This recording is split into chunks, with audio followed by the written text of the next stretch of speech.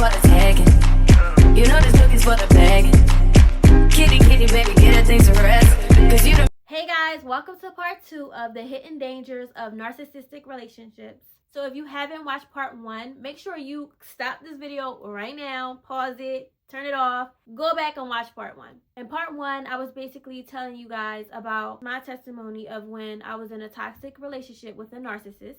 I talked about the red flags, the signs, and everything that went on in that relationship. So in part 2, I will be telling you guys about how I got out. When I ended part 1, I told you guys how the first time the physical abuse started and how I left. I ended it telling you guys about like the hoovering, when they try to suck you back in, coming back, apologizing. So I'm going to continue from where I left off. After I left him the very first time that it happened, I did take him back. When I took him back, of course, what do they all do? They start acting right for a while. When we started talking again, a few months in, of course, something had to happen again. We had gotten into an argument, and well, one, he kept going back and forth to like Atlanta. He was telling me that he was going because he was going to be in a studio and he was working with producers. That's what he was telling me, that he was going back and forth to Atlanta for. But as a woman, we know when something ain't right. Me and him had got into it one day. We were still seeing each other, but we, were at odds a little. I was in nursing school. I was studying for a test. I had took a break and I went on Instagram. At that time, me and him did not follow each other on Instagram. So I'm scrolling, down my timeline, and I see him post a picture. I clicked on the picture, went to the comments, and I seen that it was like a girl who commented on his picture with like a whole bunch of kissy faces and heart eyes and hearts and stuff. So, of course, I clicked on the girl's page and I noticed that him and the girl were in Miami on a little vacation. It happened to be during my birthday month, September. And I talked a little bit about like this in another one of my previous videos. I don't remember which one it was. I think it's the why he's not choosing you one. I spoke about this like a little bit. But yeah, so I seen that they were on a vacation. I clicked the video and I screenshotted the video and I sent the video to him, and I blocked him on everything, blocked him on Instagram, blocked his number. After I had screenshotted the video and sent it to him, he had texted me from like a text-free app the next day or like 2 days later or something like that. Of course, apologizing, begging and pleading. Went to the extreme of breaking up with the girl and sending me the screenshots of him breaking it off with the girl, telling the girl that he loved me and he couldn't be with her because he loved me and he made a mistake, being with her. He had posted me on his Instagram, which was something he never did. He posted me on his Instagram, professing his love, apologizing, all of the above, and called his ass all the way from Atlanta back here at my door. Usually when I would catch him talking to another woman, he didn't used to act like that, like apologizing and stuff. That's something he never did. Like I said, narcissists, they don't like to take any type of accountability, anything. They don't do that. He came back, pulled up at my door, apologizing, hands and knees, tears, all of that. I never seen that man like that. Like, I never even seen this man shed a damn tear before. I always got the cursing out, belittling, and oh, it's your fault that I did this. That's what I used to get. But this time, I guess he knew I was like serious, and I was really done with him, because the way this man was acting, I thought he was like a whole new goddamn human being. I'm just like, he really acting like this? Yeah, he was. He was, because he knew he really messed up. That's when he like made it like official with us, because the first year we were like on and off. We weren't really like in a official committed relationship. We were just dating, but it was more like we were dating, but we were together because I was basically freaking living with the darn man. After I caught him in the act yet again with another woman, that's when he finally put a label on what we had, which I should have never accepted, and I should have never went back, but I did. A part of it was me thinking that he was like really sorry, and the man wasn't. When I had took him back, we were good for like some time. We were good for like a few months.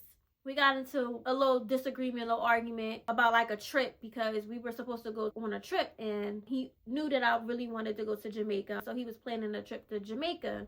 And he ended up going on a trip with his friends first. And he said after that trip, me and him were going to plan a trip to Jamaica. And he was going to book our flights and book the like hotel and everything. But when he came back talking about he was going back on another trip to the same place with the same friends. And to me, I wasn't accepting that. I didn't like that. So we did like stop talking and then went back talking again. But after the last time that I caught him, you know, with another woman, I didn't have any more problems with him talking to other women. Remember in the first video, I told y'all in part 1 that I used to catch him like on Instagram, DMing females and women in the comment section and things like that. But this time, it wasn't even that. There was no women in the comments, no more sneaking out. It was like none of that. At that time, I'm just thinking like, oh wow, like this man, he really changed. But he ain't changed.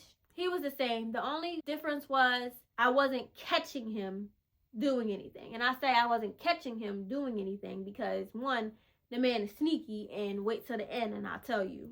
But at that time, I didn't see him texting other females or, you know, flirting with other females or anything. However, the man started to get controlling.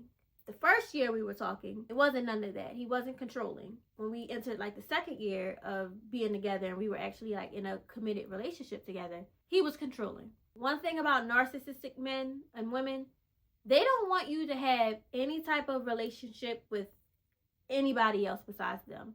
Whether it be friends, family, whoever, they don't like it. They want you all to themselves.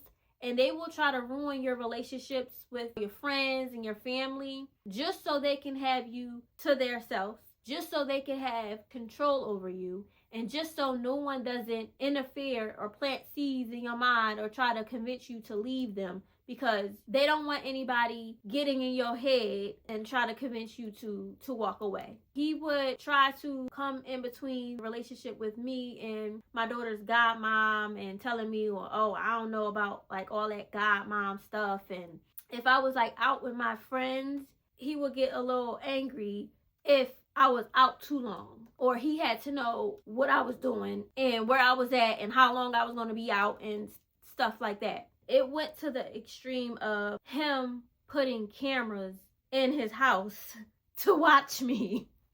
And his reasoning for the cameras were, oh, you know, maintenance be coming in people's apartments, and I heard that they, you know, stealing people's stuff out of their apartments. So I just got the cameras just in case somebody come in here. That's not what them cameras was for. Come to find out, he'll leave like the camera in the living room. The man had the camera going so he could hear my conversations and see what I was doing at all times. I was staying with him. I was in nursing school at that time, and it was more convenient for me to go to school from his house because my house was too far from my school. It was a distance away. I would stay with him. And sometimes I would, you know, like to come home. The man didn't want me to go home. Anytime that I would, you know, go home, he would be like, what are you going home for? Why are you leaving? Like, he did not want me to leave. So I was basically like staying there weeks at a time. I would literally be there for like 2 or 3 weeks without staying at home. Like, I'll come to my apartment, get stuff, wash clothes or whatever, and then leave back out, and I'd be at his house. Anytime that I would come home, it would be an issue. Like, what are you going home for? Like, he would try to make it seem like I was doing something and I was coming home to be sneaky or something. That's what it was like giving off. And this is how I found out that he was like watching me from the cameras. We had got into it one day. He mentioned something that I said on the phone with my friend. I had asked him, I'm like, you listening to my conversations while I'm on the phone with my friend? He like, no. I'm like, well, how do you know that? Why would you just say that? You had to been listening to my conversation. And mind you, he wasn't home when I was on the phone with, you know, my friend. So he would watch the cameras like while he was at work and listening on the cameras. Sometimes like when I would come in the house, it would annoy me at the fact that the damn camera is on. It's just like, if I'm here, what do you need the cameras on for if somebody's in the house? I just started to like get creeped out by the damn camera. So sometimes I would like turn the camera like towards the opposite direction or cut the damn cameras off because what is it on for? Like it would annoy me and he would get mad if I would touch that camera. If I touched that camera, it was going to be a problem when he came in the house. He would come in, oh, why'd you turn the camera? And I'm like, because you had this thing with the damn camera and I don't like the camera being on if I'm sitting in the living room watching TV or if I'm at the table doing my homework or studying. Like, and you're listening to my conversations and it was just creepy. Like, so yeah, he would have like a camera in the house watching me, and anytime I would leave to go home, he wouldn't want me to leave to go home. Sometimes I just wanted like space. Sometimes I just wanted to be, breathe and woosah and be in my own, apartment. And he would not like that. He would not like me leaving and coming home and not being with him. Me and him did talk about moving in together and getting a house. Things were going good. We had like little arguments, little disagreements here and there. During that time, everything was like okay. Until he started to I did notice like he was getting like controlling. My lease was about to be up and he said, all right, well, instead of you renewing your lease, why don't you just move in with me and then we'll start looking for like houses and stuff. And he already knew. I told him like, yeah, we could do that, but I also don't want to be moving in if we not married or anything. I don't want to move in with nobody if I'm not married to them. He had asked me, was it anything in particular that I wanted? And I did tell him like, oh, I want a promise ring. He was like, oh, well, it's no point in me getting you a promise ring when you about to get like the real thing, hinting that we were going to get married. He was planning like a trip. We were going to go on a cruise. He was going to propose to me on a cruise, which I really didn't like because we were going on a cruise with some of his people that he knew. Nobody that I knew was coming. My family and friends and stuff weren't coming and wouldn't have been involved. So he would have been proposing to me in front of all of his people. And like I said, narcissists don't want you having any type of relationships with anybody else but them, and they will try to get you like away from your family, try to damage the relationships you have with like your family and friends and stuff. That's kind of what he was trying to do. You were going to propose to me and my family wasn't going to be involved, but your people knew about it and was going to be involved. Yeah, so he would get like very, very controlling. It started to get to the point where he would want to check my phone often, very often, and that was something he never did. I didn't have nothing to hide, so when he initially started like checking my phone, if I had something in there, one, I didn't have time to get rid of whatever he would have been looking for. I wasn't, talking to nobody else. I'm not a cheater, so I would let him look through my phone. I'm just like, go ahead, like, you're not gonna find nothing in there, but have fun, knock yourself out. It got to the point where like he would wake me up out of my sleep to unlock my phone so he can go through my phone. And that's one thing about a cheater. When they start accusing you of doing things and cheating and seeing other people, that's because they're doing it. So it was a night in particular when he woke me up out of my sleep to check my phone. It was nothing in there, never anything in my phone. So he went to take it upon himself to look through, start reading me and my friends, my girlfriend's messages. He went through one of the messages with me and my girlfriends, got upset about conversations that we were having. Like, girl talk. If whoever you talking to, they make you mad, y'all talking about it. It was like little stuff like that. And he got mad about it. He went through the phone, went through the messages between me and my friend, woke me up out of my sleep asking me about what we were talking about or whatever. And I'm like, if you read the messages, you could clearly see that she was asking me for my opinion about something, and I gave her my opinion. He didn't like my answer, and this is when the second physical altercation happened, which was the very last time. And this is leading up to how I got out. He put his hand like around my neck and like slammed me to the bed and told me to shut the up and to stop talking so loud when I'm talking to him. In that moment, I did get scared because it was just like, here we go again. The first time, it was when he hit me like in my mouth. And now you're putting your hands around my neck and slamming me down to the bed. That whole night, we fought and argued. We literally went back and forth the whole night. In the morning, when we finally go to sleep, maybe for like an hour, he wants to go through my phone again. So this time, I'm just irritated. It's just like, what do you want to keep going through, my phone for? So I asked him, like, since you want to keep going through my phone, let me see your phone. Mind you, that night, before he even woke me up out of my sleep to look through my phone, he was on his phone, deleting things out of his phone, because I'm pretty sure he knew that I was going to ask to see his phone. So when he asked to see my phone in the morning, I gave it to him, and then I went through his phone. Literally nothing was there, and I could tell he deleted things. He had scrolled like all the way down to like the very beginning of like my messages. Part 1 of my last video, when I told you guys how I found the 2 birthday cards like on the table and we had stopped talking for like a while. And mind you, during that time we weren't in a committed relationship. So remember the girl that he was on a vacation with? He went through my messages and seen very, very old. The messages was like, it was old, it was like a year old. He had seen that I had went on a date with a guy.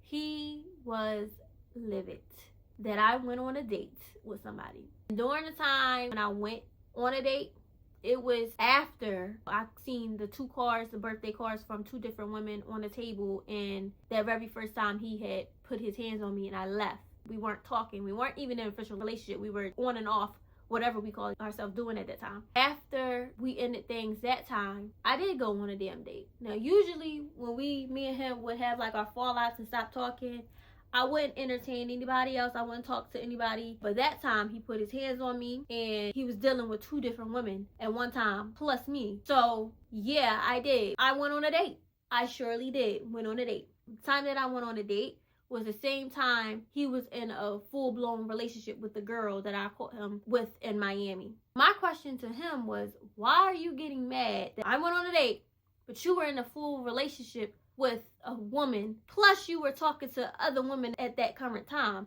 which is why I left you. When we weren't in a relationship and we were like on and off and in a situationship that first year, he would tell me things like, I don't give a f***, you could go do whatever you want to do. Stop questioning me. Go talk to somebody else. Go do you. I don't give a f*** if you talk to other people. He was saying all of these things to me. The moment we stopped talking, because I caught you doing something and I go on a date, now you can't breathe. Now your chest hurting and you need oxygen.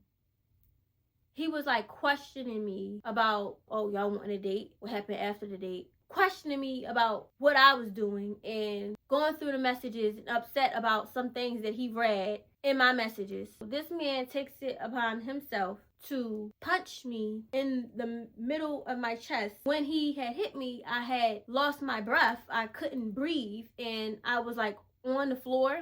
He was calling me all types of bitches. He was calling me like out of my name. Mind you, this is the same man that was unfaithful. Same man that physically, mentally, verbally abusive. The same man that played in my face. This same man is upset about me going on a date with someone around the time that me and him weren't even talking.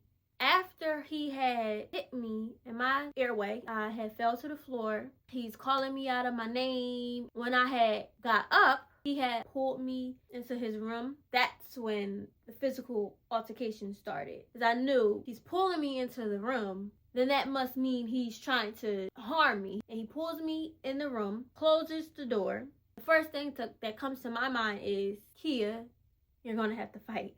We're in the room. We're arguing. I'm crying. He's telling me, you don't shut the up. You're not getting out. I'm not letting you out until you shut the up. So we're in a room. We're going back and forth. I wasn't going to just let him put his hands on me. I attempted to fight back. But it was like the more I would fight back, the harder the punches would get. The harder the hits would get. I had brazen at this time and he's pulling my hair, dragging me on the floor. I had rug burns on my legs. It was like a water bottle that I had threw at him. He took the water bottle, threw it back at me, and he was aiming for like my face.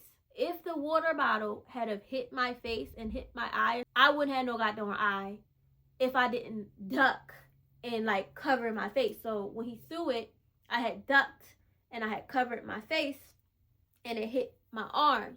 He threw it so hard that when a water bottle hit me, like my whole arm was red, bruised, and swollen. Like it was a big, big bruise on my arm. I had braids in. He pulled my hair. It was like a bald spot like in my hair, and it's still there till this day. Like on the side, I have like a bald spot that is struggling to freaking grow because one of my braids got ripped from my scalp. He told me, I'm not letting you out of this room till you shut the up. I had to force myself to like stop crying just so he could let me out of the damn room and let me leave.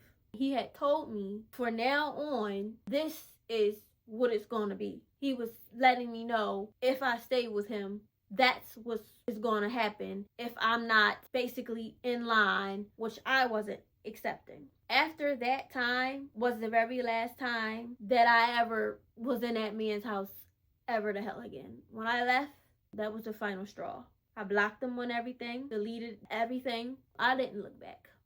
I've never been in a situation where I was literally like scared for myself and I had to fight, you know, a man and protect myself. Like that never has happened to me. That moment was like very, very, very traumatizing. If anybody knows, after you get out of any type of abusive relationship, whether it be mentally, physically, emotionally, it's very hard to like pull yourself back together and trust again and love again. It's like you have to redefine who you are. Being with like a narcissist really changes you. When I was in that relationship, it changed me. I felt like during that time I was with him, I lost myself. I would look in the mirror and not even recognize who I was. I lost a lot of weight. My anxiety was like on 10,000. I was always anxious, always nervous. Felt like I always had to walk on eggshells. That whole experience with him being in that toxic relationship was not good at all. It's something that I wouldn't wish for anybody to be in. And I'm happy I did get out when I could. I'm happy we didn't make it to go on that cruise. I'm happy he didn't propose. And I'm happy I didn't marry that man. What I would have been signing up for was a lifetime of hell. If we would have got married, I probably would have been using it as like some type of excuse of, oh, that's my husband. Oh, you have to, you know, make it work. Thank God no kids were involved. Oh, goodness. After I left that situation, it was and still is a little hard for me to open my heart back up to love, especially when you constantly are going through like hurt and betrayal, backstabbing. It's hard to let people in. And I couldn't imagine if I really would have went through with marrying him and being with him and moving out of my apartment, because he wanted me to move out of my apartment and was telling me, when I make it, you're not gonna have to work. Imagine if I would have listened and when my lease was up, moved out my apartment, moved with him. I wouldn't have nowhere to go, because one, the man was kicking me out every time I turned around. That first year me and him were, you know, talking, anytime we get into an argument, he was kicking me out. So if I would have moved in with him and he would have tried to kick me out, I wouldn't have nowhere to go. If I was married to him, I really would have felt like I was like bound to him. You know, when you aren't obedient to God and listening and taking those red flags as warnings, you block your blessings. And not only do you block your blessings, but things in your life start falling apart from you being tied up with the wrong person. When I was with him, I failed out of nursing school because one, I couldn't concentrate. We were constantly fighting all the time. I couldn't concentrate doing my work. It got to a point where like I got like really, really sick. I was going through like a really, really, really bad depressing time. I just wasn't doing so well. One of the girls that I was close with in nursing school, she had brought to my attention, she was like, Kia, do you notice every time that you go back to him, you don't do too well? And every time that you leave him, you do good on your exams and everything. And it wasn't that nursing school was hard. It was the simple fact that I wasn't concentrating, always fighting with him. I had like a lot of distractions going on. I was going through like a lot of personal things during the time I was in nursing school. It was a lot going on during that time. How I felt out of nursing school is like a whole nother video in itself that will come in the future. It's so much more to it than just him it was actually some stuff going on in the nursing school, in the program as well. But yeah, so I failed out of nursing school. I lost a lot of weight. I got very sick. I wasn't myself. I couldn't look myself in the mirror because I just didn't know who the hell I was anymore. That toxic relationship really broke me down. Like, broke me down. The straw for me was that very last time that man put his hands on me. And I never looked back since. The moment I walked away was the moment new blessings started to happen, was the moment I started finding myself, getting myself together, and I worked very hard to become the woman that I am today. And it took a lot of strength for me to like finally walk away. And one thing about it, when you hear like people talk about their abusive relationships and things and how hard it is to walk away, it is hard. It's very hard because they get you to a point where they manipulate you and they train you in a way that gets you hooked and to make you think that there's not better out there for you. And it's a lot of manipulation that goes on and a lot of confusion. You thinking that you love this person. It's not love. That is not love. I'm happy I got out when I could. Hauled ass and never looked back. I would say if I could tell anybody, any woman or any person who's in a toxic relationship, especially with like a narcissist, run. Do not mistake those red flags for pink flags, green flags, yellow lights, green lights. Leave. Leave, leave, leave. The first time. One thing about an abusive person, they don't stop. It's not going to stop at the first time it happens when they lay their hands on you or when they're mentally, verbally, emotionally abusive. An abuser is an abuser. And they don't stop. They just change victims. That's all. I know it is hard, but look at it this way. Who is your God and who are you going to serve? Are you going to serve that man? Or are you going to serve your heavenly Father above? Are you going to obey that man? Or are you going to obey God and leave? Can't serve two gods. And you staying in that situation is essentially you choosing somebody over God. And remember, God is a jealous God. Good and evil cannot reside together. It will come to a point where you keep going back and you not leaving and walking away and you entertaining, staying hooked under this specific person. It comes a point when God may have to let his hand up off of you. And you don't want to ever let it get to that point where you are completely lost, don't know yourself. You're trying to figure out how you're going to get out of this situation. It'll be like you're going crazy. And it's because your spirit is yoked up with something that it should have never been involved with in the first place. And I know it gets hard when there's kids involved and you're married. You're thinking about, well, if I leave, where am I going to go? How am I going to feed my babies? That's all things that you are going to think about, but you're going to have to walk by faith and not by sight when you're dealing with abusers and narcissistic people, because they can be the death of you. Not only will they try to hurt and harm you. I've been putting up this flower wall all darn day. The flower didn't fell. Pay it no mind. Back to the video. Anyway. And narcissists, they don't like rejection, like at all. They do not like rejection. They don't like boundaries. So when you do try to like walk away, sometimes they take it as far as trying to hurt or harm you or harm the people that you love. So they'll go after your family. They'll go after your friends just to get to you, just to try to hurt you. You don't want it to get to that point. The more you stay in it, the more you get sucked in, the harder it will be for you to leave.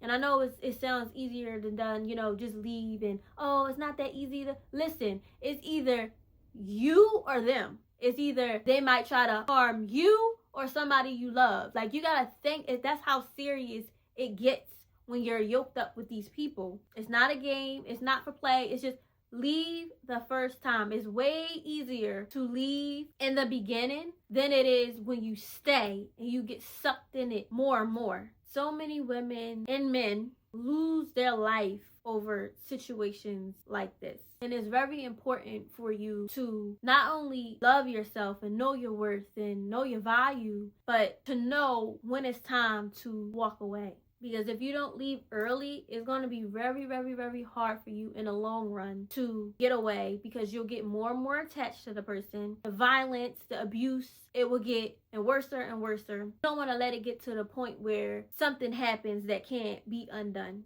And when they're trying to love bomb you and hoover their way back into your life, do not accept it. When you're dealing with those type of people, you have to block them. You have to block them. You gotta move, change your number, change your identity if you can. It gets serious. It gets very, very serious. The wake-up call for me was me looking myself in the mirror and thinking, like, is this really what you want for your life, for the rest of your life? Having a man lay hands on you and be physically, mentally, emotionally abusive to you. I looked at like that bruise that was on my arm and the rug burns and my missing hair, and it's just like, no, I deserve way, way, way, way better than that. It got to the point where I was around family and one of my family members asked like, oh, what happened to your arm? And this is the very first time I ever had to lie about abuse. I had said, oh, well, I was curling my hair and a roller rolled down my arm. And she was like, oh, well, that don't look like no burn mark. Because it wasn't. It was very clear that it was a bruise. Very big, very noticeable. Couldn't hide it. I wasn't going to cover up with like a sweater or something, you know, because it was hot out. My friend had asked me, she was like, Kia, do you see yourself really marrying this person? I'm like, no. Do you see a future with them? No. Is this what you really want? No. He was like, Kia, what are you doing? And I'm just like, I don't even know. And I thought about it and I'm just like, this can't be my life. This is not going to be my life. Like, this is not the life that God has for me. I got to get away. I got to leave. This situation actually drew me closer to God. It's like I said, back then, I did not have like a really close relationship with God, and I wasn't really spiritually in tune. I would pray, but I wouldn't pray every day. I pray here and there. I wouldn't really read my Bible. Like, I'll start reading it and then put it away, you know, and not read it for like months. I wasn't seeking God. After that situation with him, it drew me closer to God. I started praying daily. I started fasting. I started talking to God. I actually built a closer relationship with God and can hear him when he talks to me clearly, you know. Before I couldn't. That situation actually made me a lot stronger and it made me wiser. I know never, ever, ever, ever, ever, ever, ever, ever to go back to anything like that or accept anything like that. And that's why I would not settle for less. So if I'm talking to somebody and I don't like where things are going, or I see that you don't have the fruits of the spirit, you don't have no relationship with God, you aren't aligned, or you're wasting my time, I have to go, because I've been through so much in my life and I went through so much in that situation. It's just like, I deserve nothing but the best. My heart is pure. I love hard. The type of love that I give, not everybody can even accept it because they're not even used to it. And I deserve somebody who's going to know how to take care of my heart and know what to do with me and know what they want with me, you know, not confused. No double-mindedness, no confusion. I'm just not doing any of that. The crazy thing is, I never even knew anything about like narcissists and narcissism. I've heard people, you know, talk about it. I'm just thinking like, oh, it's just a word people, you know, throw around. It's just like people who have some type of issue. But to actually be with one, I'm like, what the hell, Leonte, is this? Like, It's very serious. That was one of the saddest times in my life, when you're being manipulated and gaslit. It was just like a lot that went on, a lot of psychological things that just go on, and it like screws you up mentally after being with them. And when you're with them, like it's crazy. It's like you're under some type of spell or something with them, and then you don't come to your senses until you leave. So if there's anything I could tell any female, male, whomever, leave while you can, before things get worse, before you get to a point where you can't leave and they're trying to harm you if you leave. Like, you don't ever want it to get that far, ever. And don't be sticking around with no cheater either. Once a cheater, always a cheater. They just gonna cheat, and more cheat and cheat all over you, and cheat and cheat and cheat and cheat. And you don't want any unwanted pregnancies. You don't want them bringing you back anything. You don't want none of them problems, you know? So leave.